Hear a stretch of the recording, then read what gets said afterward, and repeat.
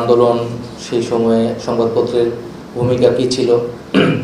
তো এই বই আমরা সবাই ইতিমধ্যে জেনেছি যে মোটামুটি 25টা দৈনিকের প্রথম পৃষ্ঠা মানে এখানে সংরক্ষণ করা হয়েছে, যাতে বোঝা যায় যে হেডলাইনগুলো কী ছিল, ওই পত্রিকার দৃষ্টিভঙ্গিটা কী ছিল। প্রত্যেকটা দিন তো আসলে ওই সময় গুরুত্বপূর্ণ ছিল এবং ওই সময়টায় সংবাদপত্রের ভূমিকা কিন্তু অনেক গুরুত্বপূর্ণ হয়ে উঠেছিল, যেটা আমি এর আগেও বিভিন্ন জায়গায় বলেছিলাম যে বিশেষত যখন ইন্টারনেট বন্ধ করে দেওয়া হলো এবং ইলেকট্রনিক মিডিয়াটা একেবারেই সরকার নিয়ন্ত্রিত কবজায় ছিল, ফলে আমাদের কাছে মনে হইতেছিল যে সংবাদপত্রের আগের যুগে সংবাদপত্রের নিউজ হেডলাইন গুরুত্বপূর্ণ হয়ে ওঠে ওই সময়টা, এবং আমরা কিন্তু ওইটা আমাদের উপর খুব প্রভাব রাখতেছিল সেই সময়টা।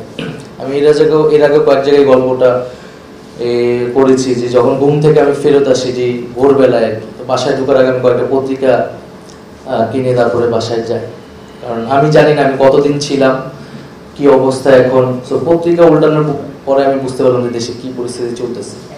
তো ওই জায়গায় পত্রিকার সংবাদপত্রের একটা ইতিবাচক ভূমিকা ছিল, এই সংবাদপত্রের একটি তথ্যগুলো আমরা পাইতাম। আবার এটা নেতিবাচক উদাহরণও আছে, অনেকে উল্লেখ করলেন সেগুলা, সংবাদপত্রগুলা কিভাবে ন্যারেটিভগুলো সেই সময় বিল্ড করছে। কিছু কিছু সংবাদপত্র আন্দোলনকে সংঘর্ষ হিসেবে দেখানো, এবং যেহেতু এটা 16 তারিখ থেকে নেওয়া, 16 তারিখ খুব গুরুত্বপূর্ণ। আবু সাইদ মারা যায়, শহীদ হয়, আরও 6 জন সেদিন শহীদ হয়।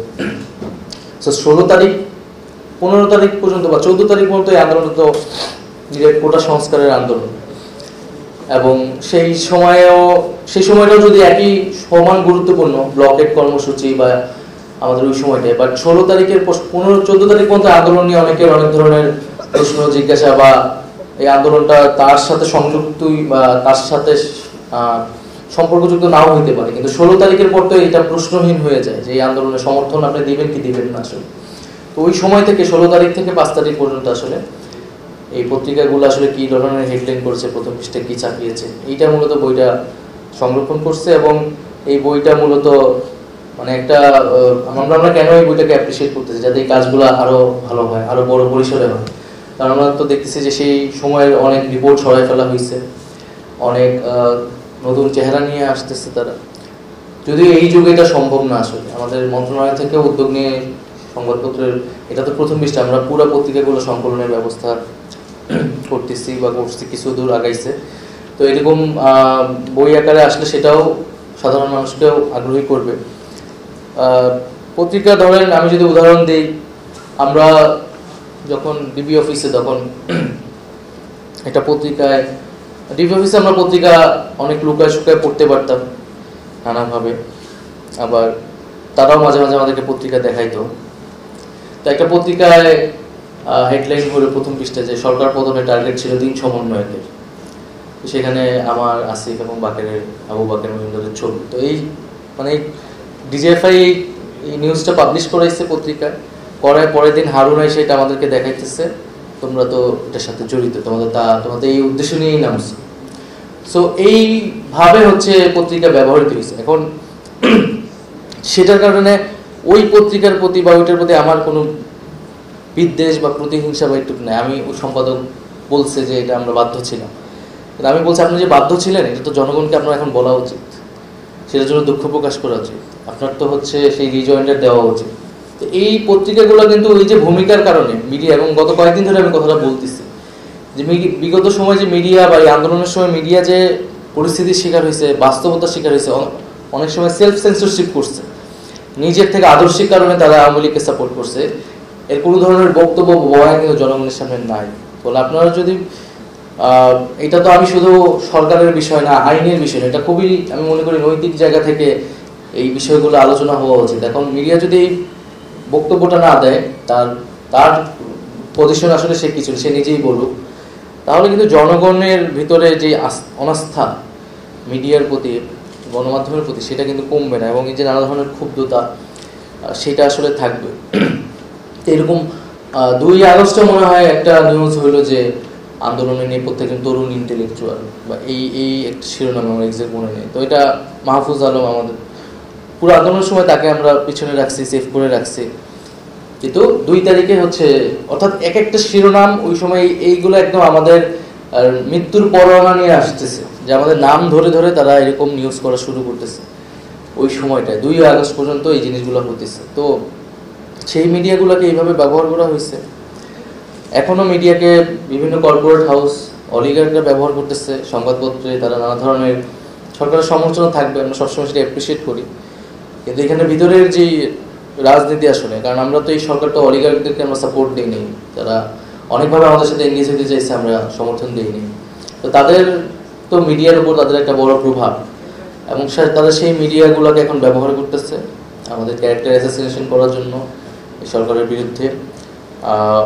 নানা ধরনের যেটা অযৌক্তিক সমালোচনা তারা করতেছে। তো আমরা জনগণের সামনে পরিষ্কার থাকতে চাই, জনগণ সত্যটা বিচার করবে। আন্দোলনের ন্যারেটিভ নিয়ে অনেকে কথা বললেন। একটা তো হচ্ছে সেই সময়ের প্রচারণা ছিল, এখন প্রচারণাটা একটু ভিন্ন মাত্রায়, প্রচারণার একটা আন্তর্জাতিক মাত্রা পাইছে, এখানে এক ধরনের ভূ রাজনীতি যুক্ত হয়েছে।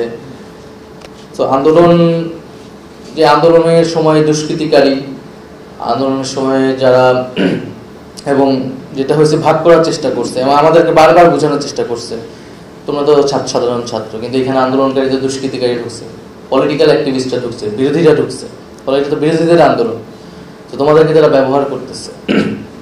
তো আমাদের জায়গা থেকে যেটা আমরা এটা ওপেন রাখছি সবসময়, পলিটিক্যাল কাউকে যখন রাজনৈতিক কর্মীরা আসছে বা বলা হইতেছে, আমরা এটাকে ডিজাইন করি না। আমরা 23 তারিখে যে সংবাদ সম্মেলনটা আমরা করি ডিআরই থেকে, তো ওই সংবাদ সম্মেলনে কিন্তু ওইটা ছিল একটা লাস্ট আমাদের একটা, আমরা কি পজিশন নিব আসলে, কারণ কোটা প্রজ্ঞাপনটা দিয়ে দিচ্ছে। তো ওই সংবাদ সম্মেলনে আমরা স্পষ্ট বলি যে রাজনৈতিক দলের নেতাকর্মীদের নির্বিচারে গ্রেফতার করা হচ্ছে, আমরা এটা নিন্দা জানাই। অর্থাৎ রাজনৈতিক দলের নেতাকর্মীদের, বিরোধী রাজনৈতিক দলের নেতাকর্মীদের আমরা এই আন্দোলনের অংশ মনে করতেছি। সে রাজনৈতিক উদ্দেশ্যে এখানে আসে না, তার রাজনৈতিক পরিচয় এখানে গুরুত্বপূর্ণ না। এই আন্দোলনটা ন্যায্য, ন্যায় বিচারের জন্য আন্দোলন, প্রতিরোধের আন্দোলন হচ্ছে, এখানে সবাই আসতে পারবে। ফলে এই ন্যারেটিভগুলো তারা করতে চাইছে, আমাদের সাইকোলজিতে দিতে চাইছে, কিন্তু তারা শেষ পর্যন্ত আসলে সফল হয়নি। এবং আন্দোলনের ন্যারেটিভ এখন যেভাবে বিল্ড হইতেছে, আমাদের দুর্বলতা হচ্ছে যে আমরা নিজেরা যারা নানান পক্ষ আন্দোলন করছি, তারাও নানা ন্যারেটিভে বিভক্ত হয়ে গেছে। অবশ্যই আন্দোলনকে দেখার দৃষ্টিভঙ্গি আলাদা থাকবে,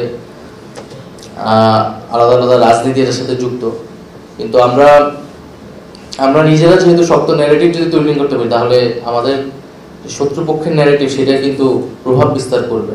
যে ধরনের ষড়যন্ত্র তত্ত্ব এখানের বৈদেশিক শক্তির সহায়তায় যেভাবে তারা প্রচার করতেছে, সেনা অভ্যুত্থান হয়েছে, ইসলামিস্ট অভ্যুত্থান হয়েছে, তো সেই প্রচারের বিরুদ্ধে আমরা কিন্তু বেশি ব্যস্ত হচ্ছে আন্দোলনটা কি 36 দিনের আন্দোলন নাকি 15 বছরের লড়াই সংগ্রামের আন্দোলন। এই আন্দোলনে কি রাজনৈতিক দলের নেতাকর্মীদের ভূমিকা বেশি নাকি সাধারণ ছাত্রদের ভূমিকা বেশি? আমরা নিজেরা এই সকল ছোটখাটো ডিবেটে আসলে ব্যস্ত, কিন্তু বড় বড় ন্যারেটিভ আসলে তারা তৈরি করতেছে। আমি এই বিষয়ে সকলকে দৃষ্টি আকর্ষণ করতে বলবো যে আমরা এই যে ছোটখাটো বিষয়ে আমরা বিভেদ না করে পুরো আন্দোলনটাকে আমরা যাতে, আমাদের লড়াইটা যেটা আসলে এখন তো যে তথ্য যুদ্ধ চলতেছে, ইনফরমেশন ওয়ারটা এখন চলতেছে সোশ্যাল মিডিয়ায়, ইন্টারন্যাশনাল মিডিয়ায়, সেই জায়গায় আমরা আমাদের আন্দোলনটাকে ব্যাখ্যা করি। আন্দোলনটাকে আমি মনে করি জুলাই আন্দোলন অনেক অনন্য ঘটনা বাংলাদেশের ইতিহাসে এবং হয়তো পৃথিবীর ইতিহাসে বিশ্লেষণ করলেও সেই বিশ্লেষণটা হয়তো আমরা এখনো করে উঠতে পারিনি। এই আন্দোলনকে অনেক গভীরে যায় বোঝা উচিত এবং বাংলাদেশের সমাজ রাজনীতির আলোকেই ব্যাখ্যা করতে হবে। আমরা নানা ধরনের কালার রিভলিউশন, অমুক অভ্যুত্থান, অমুক বিপ্লবের আলোকে অন্য একটা ফ্রেমে এটাকে বোঝার চেষ্টা করতেছি, কারণ আমরা আসলে এই আন্দোলনটাকে বুঝতেছি না।